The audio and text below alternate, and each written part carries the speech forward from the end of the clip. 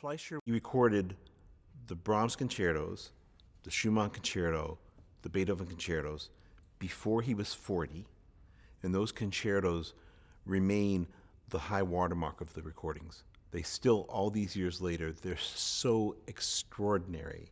So as an artist, as a player, he's one of the greatest pianists of the century. I'm trying to remember. I've been coming here for a number of decades, but I've been coming quite regularly ever since Peter Simon became president of RCM.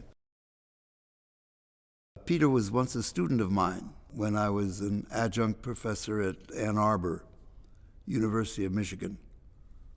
He got, I think, one of his graduate degrees with me, and I don't know, maybe I made an impression or something.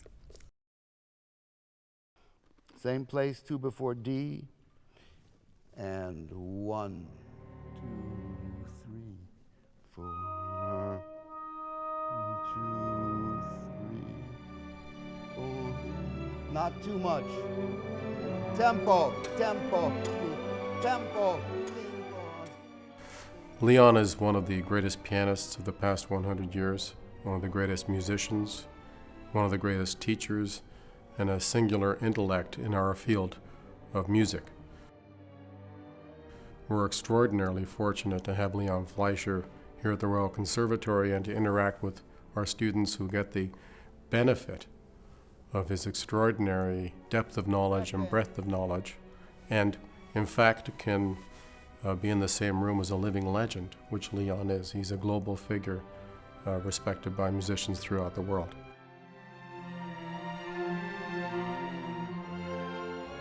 The reason I do this is that there is so much potential, so much sense of energy, of possibility, of curiosity.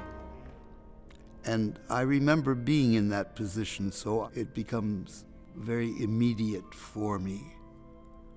And there's a very special joy in being able to bring to them hopefully endless numbers of aha moments, you know?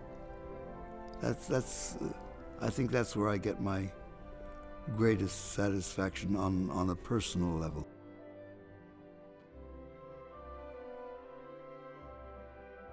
Primarily, it's having the possibility of recreating music as I hear it, as I see it, as I think it should be. People play for him, and he's not interested in saying, I'm the great Leon Fleisher, and I'm going to show you how to play Brahms. He's interested in, what are you thinking? What are you dealing with? Do you understand the problems you're grappling with? And if you do, how can I help you try to solve them? And he cares enough to want to do that. I mean, that's great teaching. I would come to the second beat, to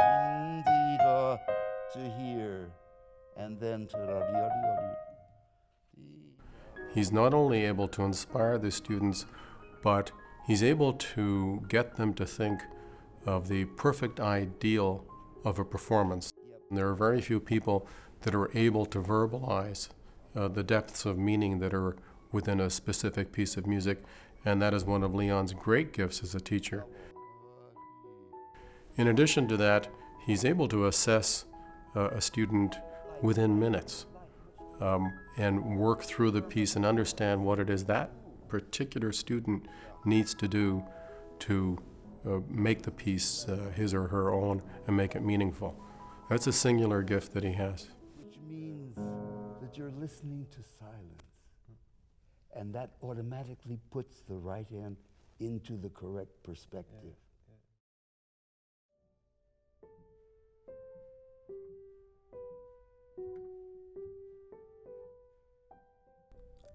I have to supply answers. That's always a challenge. And I like to be made to defend my ideas and my students are curious and questioning, and it's enlivening, it's energizing. Well, in 1986, when I came to work here to begin what would ultimately be the Glenn Gould School, I thought that if we were to build a great school and a unique school, and one that in Canada was the equal of any school in the world, one had to have the greatest faculty. And the place to start was Leon Fleisher. Fortunately, of course, I knew him and I'd worked with him. And I asked him if he'd consider coming here to start this journey with us. And, God bless him, he said yes.